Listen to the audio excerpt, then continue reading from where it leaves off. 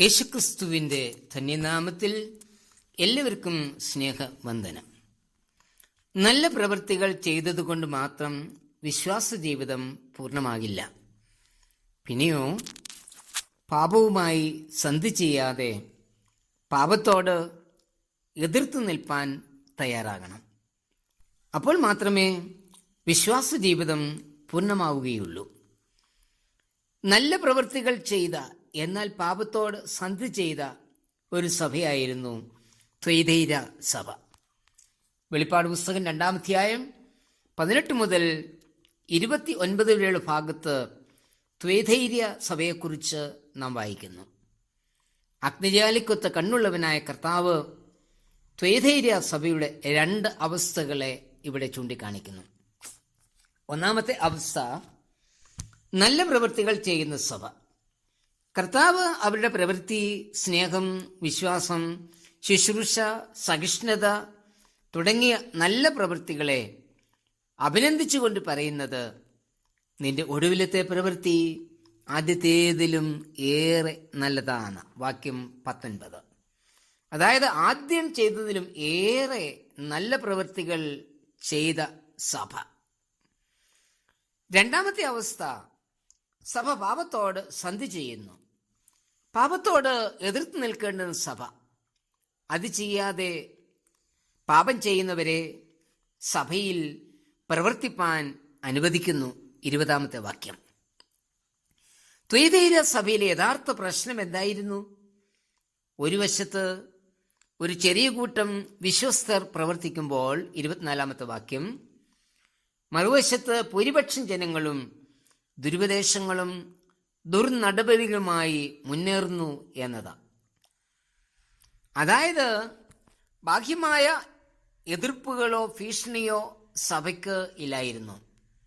സഭയുടെ പ്രശ്നം ഉള്ളിൽ നിന്ന് തന്നെയാണ് എന്ന് ഇവിടെ പറയുന്നു. സഭയുടെ യഥാർത്ഥ അവസ്ഥ അറിയുന്നവനാണ് നമ്മളുടെ കർത്താവ്. അവന് മറിഞ്ഞിരിക്കുന്ന ഒരു സൃഷ്ടിയും ഇല്ല. സകലവും അവന്റെ കണ്ണിന് നഗ്നവും മലർന്നതുമായി കിടക്കുന്നു. എബ്രായ ലേഖനം 4-ാം അധ്യായം 13-ാമത്തെ വാക്യം. ഞാൻ ഉൾപ്പൂവുകളെയും ഹൃദയങ്ങളെയും ആരായുന്നവൻ എന്ന വെളിപ്പാട് പുസ്തകം 2-ാം അധ്യായം 23-ാമത്തെ വാക്യത്തിൽ കർത്താവ് പറഞ്ഞിരിക്കുന്നത്. മനുഷ്യഹൃദയത്തിന്റെ ഏറ്റവും ആന്തരിക തലങ്ങളിലേക്ക് കടന്നു ചെന്ന് അവയെ യഥാർത്ഥമായി വിലയിരുത്തുവാൻ കർത്താവിന് കഴിയും. നീതിമാനായ ദൈവം ഹൃദയങ്ങളെയും അന്തരിന്ദ്രിയങ്ങളെയും ശോധന ചെയ്യുന്നുവല്ലോ. സങ്കീർത്തനം 7-ാം അധ്യായം 9-ാമത്തെ വാക്യം. പാപത്തോട് പോരാടി വിജയം പ്രാപിച്ചുവെങ്കിൽ മാത്രമേ ക്രിസ്ത്യ ജീവിതം പൂർണ്ണമാകുകയുള്ളൂ.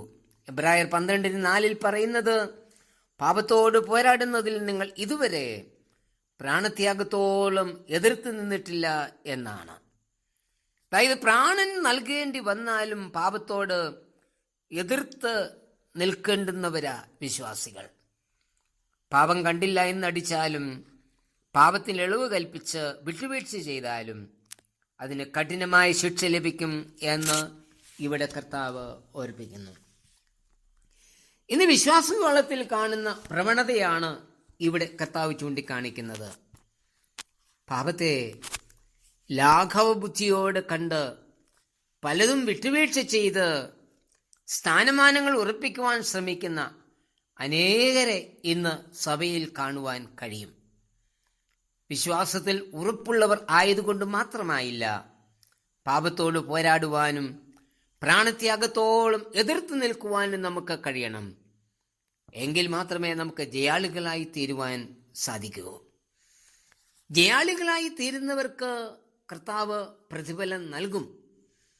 28-ാം വാക്യത്തിൽ പറയുന്നത്, ഉദയനക്ഷത്രം പ്രതിഫലമായി നൽകും എന്നാണ്. വെളിപ്പാട് 22:16 യേശു ദാവീദിന്റെ വേരും വംശവും ശുഭ്രവുമായ ഉദയനക്ഷത്രമാകുന്നു എന്ന് പറഞ്ഞിരിക്കുന്നു. അതായത് യേശുവാണ് ഉദയനക്ഷത്രം. അങ്ങനെയെങ്കിൽ ജയിക്കുന്നവന് ഉദയനക്ഷത്രത്തെ, അതായത് യേശുവിനെ തന്നെയാണ് നൽകുന്നത്. അതായത് ജയിക്കുന്നവൻ യേശുവിന് ഉള്ളവരായി തീരും. നാം യേശുവിന് ഉള്ളവരായി തീരുന്നതും യേശു നമ്മുടേതായി തീരുകയും ചെയ്യുന്നത് എത്ര ഭാഗ്യകരമായ അനുഭവമാണ്. ഈ ഭാഗ്യകരമായ അനുഭവം നമുക്ക് ലഭിക്കണമെങ്കിൽ അവസാനം വരെ നാം കർത്താവിന് വിശ്വസ്തരായി ജീവിക്കേണ്ടിയിരിക്കുന്നു. കർത്താവേ, പ്രാണനെ നൽകേണ്ടി വന്നാലും പാപത്തോട് എതിർത്ത് നിൽപ്പാനും അവസാനം വരെയും വിശ്വസ്തതയിലും വിശുദ്ധിയിലും ജീവിപ്പാനും എന്നെ സഹായിക്കണമേ. ആമേൻ.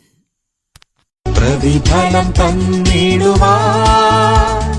യേശുരാജൻ വന്നിടുവാൻ അധികമിനിയും നാളുകൾ നമ്മുടെ ആധികൾ തീർന്നിടുവാൻ അധികമിനിയും നാളുകൾ നമ്മുടെ ആധികൾ തീർന്നിടുവാൻ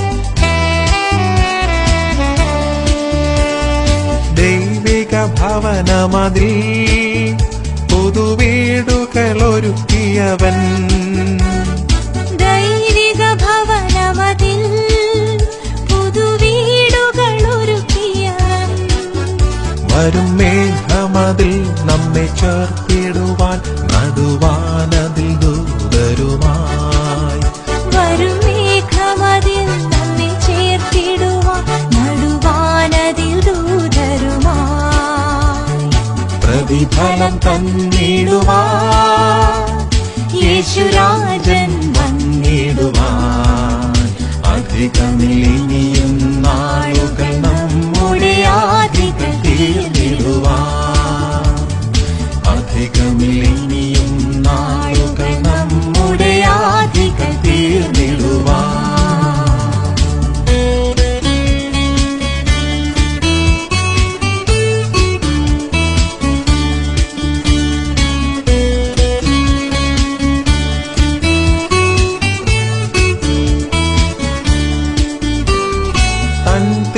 നാമത്തിനാ മണ്ണിൽ നിന്നകൾ സഹിച്ചവരെ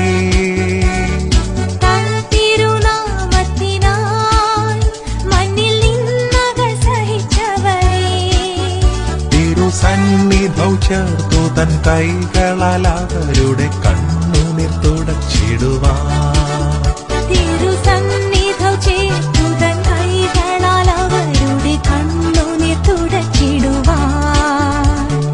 പ്രതിഫലം തന്നിടുവാൻ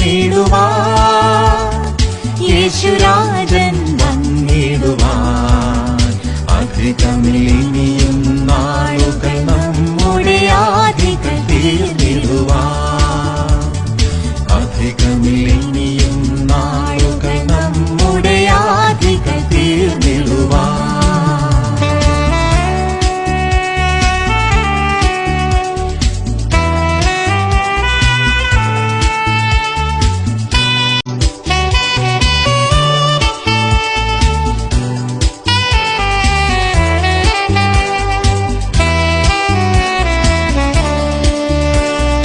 കാലമെല്ലാം കഴിയും ഇന്നു കാൺമതെല്ലാം അഴിയും കാലമെല്ലാം കഴിയും ഇന്നു കാൺമതെല്ലാം അഴിയും പിന്നെ പുതുയുഗം വിരിയും തിരികെ വരാതെ നാം നിത്യതയിൽ മറയും പിന്നെ പുതുയുഗം വിരിയും തിരികെ വരാതെ നാം നിത്യതയിൽ മറയും പ്രതിഫലം തന്നിടുവാൻ യേശുരാജൻ വന്നിടുവാൻ അധികമിനിയും നാളുകൾ നമ്മുടെ ആധികൾ തീർന്നിടുവാൻ അധികമിനിയും നാളുകൾ